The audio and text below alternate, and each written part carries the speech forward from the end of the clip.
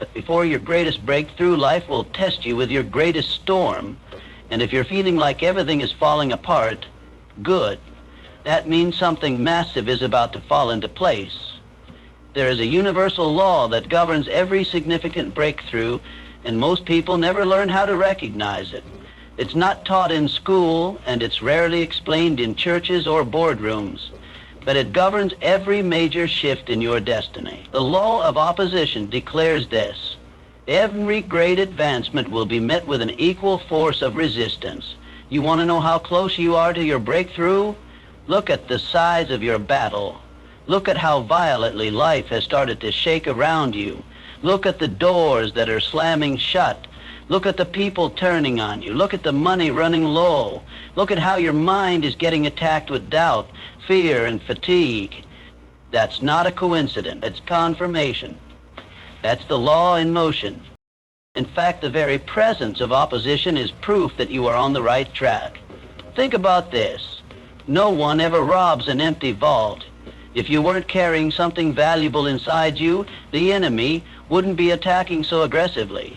Opposition only shows up when purpose is near. Let me give you a real example.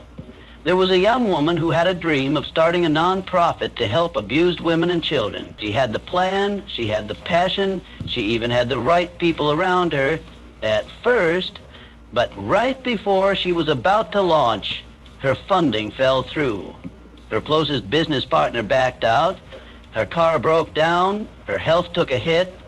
It was like everything in her life began to fall apart at once. She told me, maybe this is a sign that I'm not supposed to do this. But I told her, no, this is a sign that what you're about to do is bigger than you can imagine. You just stepped into the battlefield of destiny, and opposition is trying to stop what heaven already approved. She kept pushing forward anyway. She found other investors. She rebuilt the team. She kept waking up every day, even when she was exhausted. And now, that nonprofit has helped over 30,000 women escape abusive homes. She's been featured on national platforms, awarded humanitarian honors, and saved lives she'll never even meet. But none of that would have happened if she misunderstood the opposition. The resistance didn't mean she was wrong. It meant she was right, and dangerously close to success. Opposition is not there to destroy you. It's there to test your resolve. It's life's way of asking you, how bad do you really want this? How much do you believe in what you're building? Are you just dreaming, or are you committed? Think of a rocket. Before it breaks through the atmosphere, it faces the greatest pressure of its entire flight. The moment just before liftoff is the most violent. The heat, the shaking, the sound, that's not failure. That's the sign it's doing exactly what it was designed to do: rise. Opposition is part of the formula.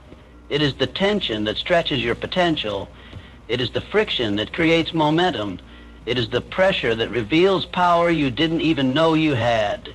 And yet most people, when they feel that pressure, they stop. They retreat. They say, maybe this isn't meant for me, not realizing that they were one test away from walking into the biggest opportunity of their life.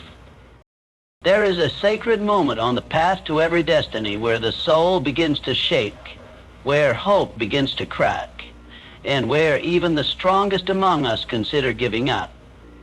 That moment is not a sign of weakness. It is the threshold of greatness. It is what I call the breaking point. And here's the truth most people never realize. The breaking point is almost always where the blessing is waiting. It's the spiritual law of release. The point where everything feels like it's collapsing is often where the greatest expansion is about to begin. But here's the problem. The breaking point doesn't come with a sign saying, keep going. It doesn't come with a cheering crowd. It comes in silence. It comes when your prayers go unanswered. It comes when your bank account is empty and your phone won't ring. It comes when you've given everything you have and there's nothing left to give. And right there, in that space where you want to quit, something divine is watching. Let me take you into a real story, one that changed the way I see this principle forever. There was a man, a small-town entrepreneur with big dreams. He'd saved for years to open a bakery, not just any bakery, but one built on his grandmother's recipes, the kind of place where a community could gather and hearts could heal over a warm loaf of bread. He put everything into it, his savings, his time, his energy. For months, things were promising. Customers came, word spread, reviews were good. Then came the breakdown. Rent increased unexpectedly, equipment began to fail. A competitor opened down the block with more money and flashier branding. Sales dropped. He maxed out credit cards, trying to stay afloat. One night, after checking the books, he realized he couldn't make payroll. He sat on the floor of that bakery, surrounded by flour and unpaid invoices, and cried. Not because he was weak, because he was human, because he'd reached his breaking point. And he made a decision that night. He decided to close. He wrote a letter to his customers, thanking them. He went home and prepared to post it the next morning. But that morning never came the way he expected. A journalist who'd heard about his place through a friend dropped in unexpectedly just to see what all the fuss was about. She loved the story, the family recipes, the struggle, the mission. He wrote a heartfelt piece about the bakery, and within 48 hours, the shop was flooded. People drove in from nearby towns. Orders skyrocketed. That article went viral. He didn't just save the bakery. He expanded. Today, he owns 4 locations, employs dozens, and donates bread to homeless shelters every week. And none of it would have happened without the breaking point. See, the blessing was never denied. It was just hidden behind the wall of his limits. The pressure had to push him to the edge, not to destroy him, but to bring him to the place where miracles start. Because it's only at the end of ourselves that we're fully open to something greater. The breaking point strips us of ego, pride, and illusion. It leaves behind only the core of who we are. And that's where God steps in. It is the spiritual intersection of surrender and strength. It's the moment where the heart opens wide enough to receive what the mind couldn't conceive. And here's the strange paradox of this law. The greater the calling, the more intense the breaking. The more you've been called to carry, the more pressure will be applied. Not to punish, but to shape. Diamonds don't come from comfort. They come from crushing weight. There is a force more powerful than talent, more essential than knowledge, more transformative than strategy. And yet, it's invisible. You can't touch it. You can't measure it in a spreadsheet. But without it, nothing moves, nothing unlocks, nothing happens. That force is faith. Faith is not wishful thinking. Faith is not positive vibes. Faith is a spiritual currency, and when you understand how to use it, it becomes the activation switch for every divine promise waiting in your life. Let me make this plain. You can have the vision, you can have the resources, you can have the connections, but if you don't believe, truly believe, in the thing you've been called to do, you will sabotage it before it ever starts. And that's why most people never manifest what's been planted inside them. Because belief is the electrical current that turns the system on. Think of it like this. You can have all the wiring in your house, the most expensive light fixtures and the finest bulbs, but unless you flip the switch, you're going to stay in the dark. Faith is the hand that flips the switch. But here's where it gets difficult. Faith doesn't ask you to act when everything makes sense. Faith demands you move when nothing makes sense. It calls you to step forward before the door is visible. It demands that you speak as if it's already done, even while your reality looks barren. It's the evidence of things unseen, and that's what makes it so rare. Let me show you what this looks like in the real world. There was a man, mid-30s, former teacher, who had a vision of starting a tech company that would help underprivileged students get access to virtual tutoring. He didn't have a background in tech. He didn't have investors. All he had was a burden in his heart and an idea that wouldn't leave his mind. Everyone around him told him to be realistic. Stick to what you know, they said. That kind of thing takes millions to launch. But he couldn't shake the vision. He knew deep in his bones that he had to build this. So he did something radical. He quit his job, sold his car, took the little savings he had, and taught himself to code at night. He started building the prototype with no guarantee of success. Month after month he worked in silence. No applause, no headlines, no security. But he kept moving. One night, while debugging a program, he received an email from a local youth center that had stumbled on his free pilot version online. They wanted to test it. Within a few weeks, their students began improving. Word spread. That email led to a local news story. That story led to a major nonprofit grant. That grant led to a contract with a school district. Today, his platform is used in hundreds of schools across the country. None of it would have happened if he waited for proof. Faith was the activation switch, because when he moved, then things moved. When he believed, then the door opened. Not before, not after.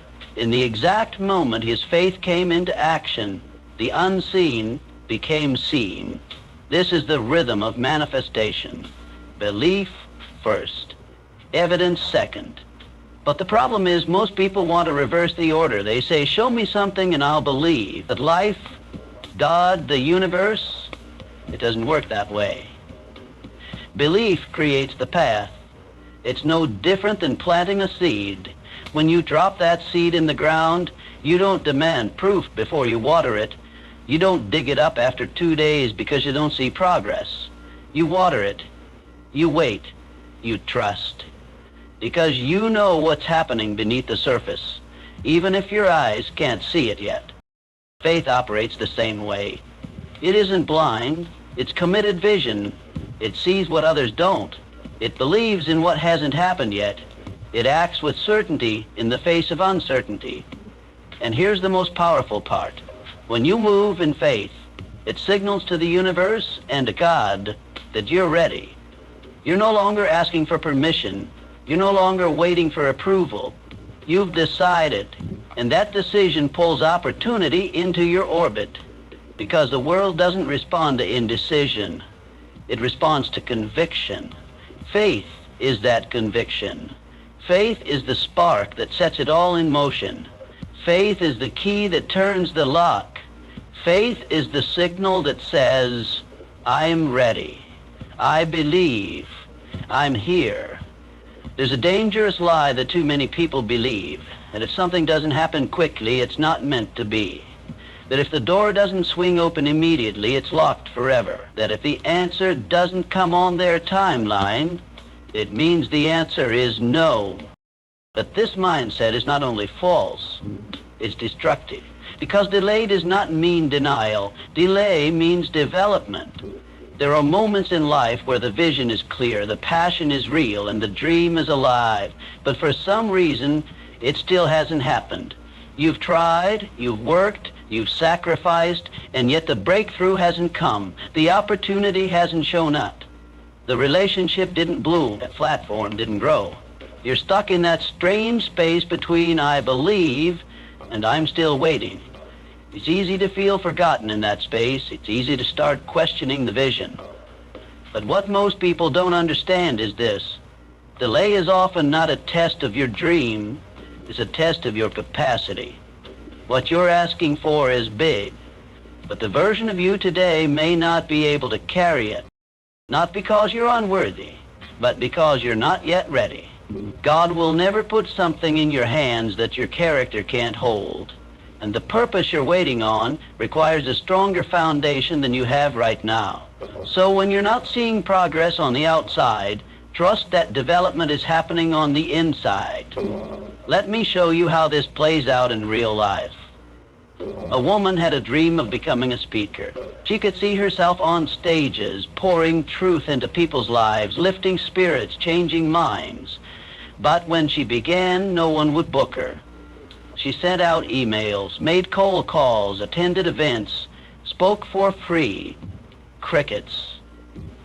Years passed. She started questioning her voice. She began comparing herself to others who seemed to rise faster. She almost walked away. But here's what was really happening behind the scenes. In those quiet years, she was sharpening her message. She was learning how to speak with power, not just passion. She was growing through pain, heartbreak, rejection, and healing. And every time she picked up the mic, even if it was for 10 people in a library basement, she was building muscle until one day someone in a small audience heard her speak, was moved, and introduced her to a national conference planner. That led to a keynote. That keynote led to another, and another, and now she speaks in arenas. Her delay wasn't punishment. It was preparation. It was development.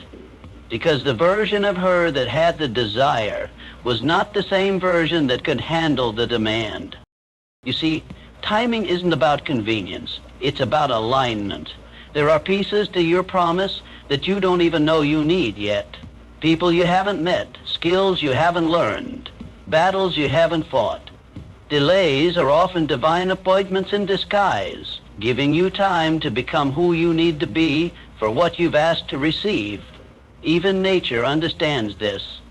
A seed goes into the ground, and for a long while nothing is visible. But that doesn't mean nothing's happening.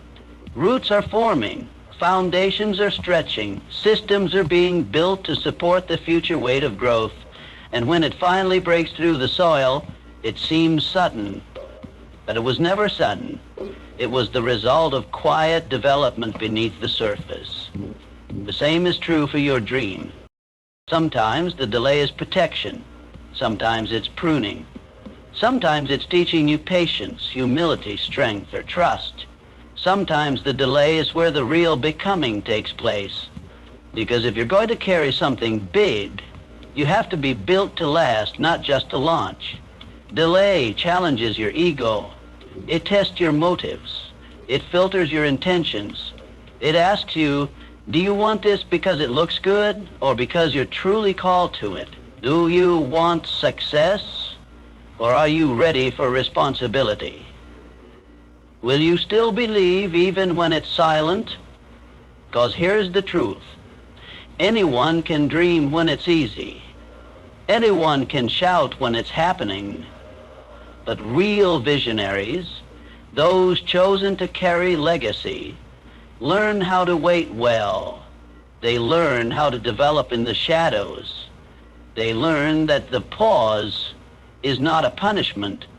It's a proving ground. There is a moment that comes right before every major elevation in your life. It is not peaceful. It is not comfortable. It is not pretty. It is a shaking. Before promotion, there is always disruption. Before new levels, there is always a tremble in the familiar. Because the truth is, your environment will begin to shake before you elevate. Not to destroy you, but to loosen you. Not to push you down, but to push you forward. You have to understand this. Elevation requires separation. And that separation will often begin with a divine disturbance in everything around you. The people you thought would be in your corner, they start to drift, distance, or disappear. The routines that once brought you peace, suddenly they feel empty or restrictive. The places that once felt like home, they start to feel too small, too loud, or too dull. You begin to feel a holy discomfort in environments that once made you feel secure. That's not failure. That's not confusion. That's not regression. That's alignment.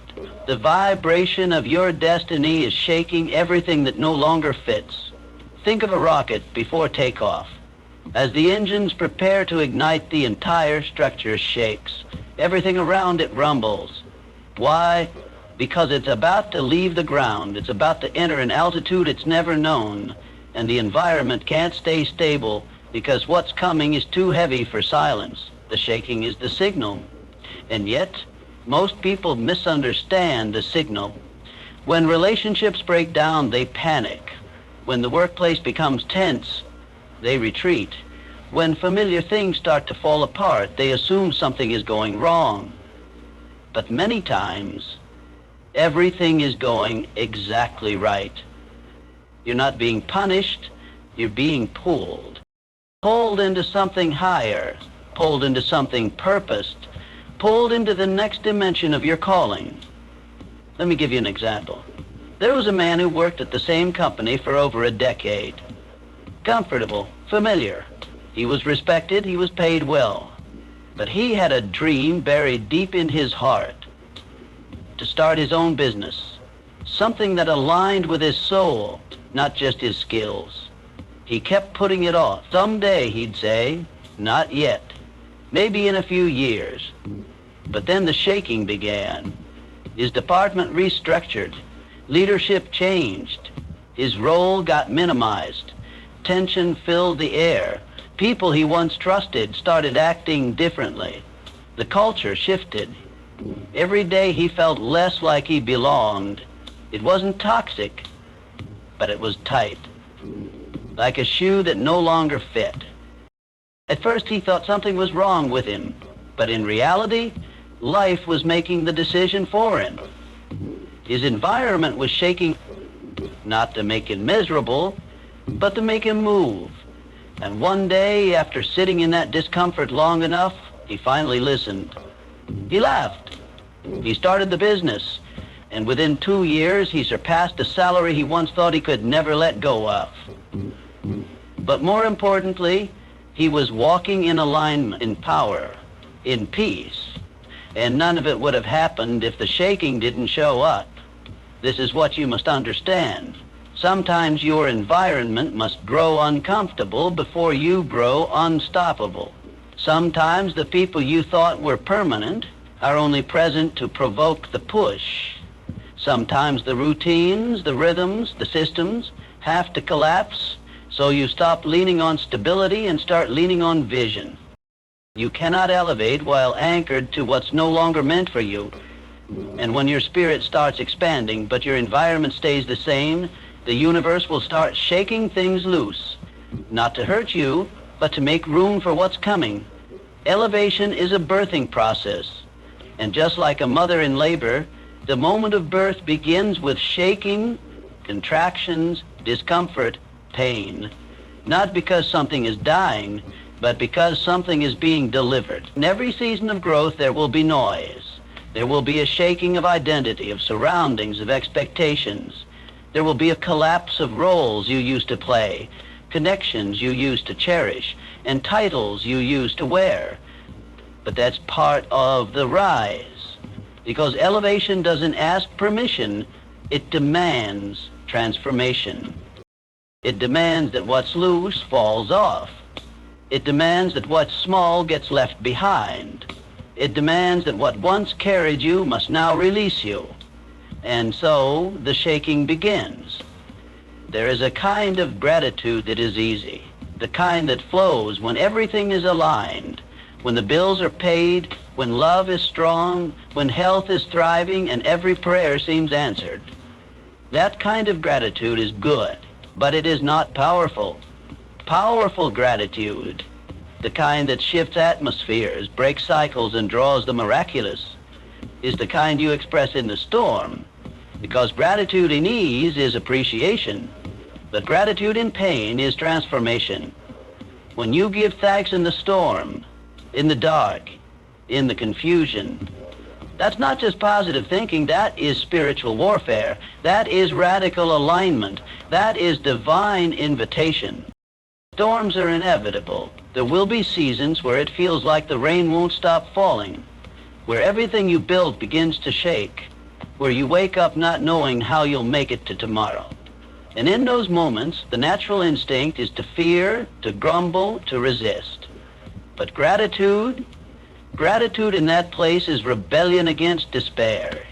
It says, I don't thank God because it's perfect. I thank him because he's still present. And in that act of honoring presence, even while surrounded by pressure, you create a supernatural opening. You unlock the miracle. Think about it. Faith is the substance of things not seen. But gratitude is the evidence that you believe the unseen is already on the way. It is the sound of spiritual confidence. When you say, "Thank you," in the middle of heartbreak, you are announcing to heaven, "I trust you even now." Let's look at this through a real example. She was a single mother of 3, laid off from work during a financial downturn, rent past due, food low, car barely running, every natural reason to panic, every rational reason to fold. And yet, every morning she sat with her children and gave thanks out loud, not just for what they had, but for what they believed was coming. She said, "We're not broke, we're being built." She said, "We're not forsaken, we're being fortified." She thanked God for provision she hadn't seen yet, for favor she hadn't met yet, for doors she didn't know existed. And something strange happened. A neighbor who overheard her one morning while passing by the window struck up a conversation. That neighbor had a friend in HR at a nearby logistics company. That connection led to a job interview. That job became full-time work. That work led to a side business she later launched, and now, years later, she owns her home, employs others, and leads a local charity that feeds families just like hers. All of it began in the storm. All of it began with gratitude in the dark. Because here's what people don't see. Storms don't block blessings. They often carry them. But without the eyes to see and the spirit to stay thankful, most people miss the very thing sent to elevate them. Gratitude changes your posture. It changes your perception. It changes your energy. When you give thanks in trouble, you don't deny the storm. You rise above it. You shift from asking, "Why me?" to declaring, "Use me." You shift from weakness to witness, from victim to vessel. And it's not just theory, it's law. Gratitude unlocks access. Gratitude sharpens your awareness of opportunities. Gratitude increases your capacity to receive. Even in ancient texts, there's a pattern. People in impossible circumstances thanking God before deliverance, and that act becoming the trigger for breakthrough. Not after, before. Not when the sea parts, but before they step into it. Because what you thank God for in advance reveals the depth of your faith. And this is what turns storms into sacred space. The moment you stop cursing the clouds and start thanking the one who controls them, the environment shifts. Not because the rain stops, but because your response releases something. Something bigger than logic. Something greater than odds. Something only those who understand the law of gratitude ever get to touch. Gratitude in the storm is not denial, it's dominance. It says, what's happening around me will not change what's rooted within me. It says, I don't just believe in miracles, I host them with my words. It says, I don't have to see it yet to say thank you for it. And when the storm hears that kind of faith, it can't help but move. Because the storm isn't stronger than your soul.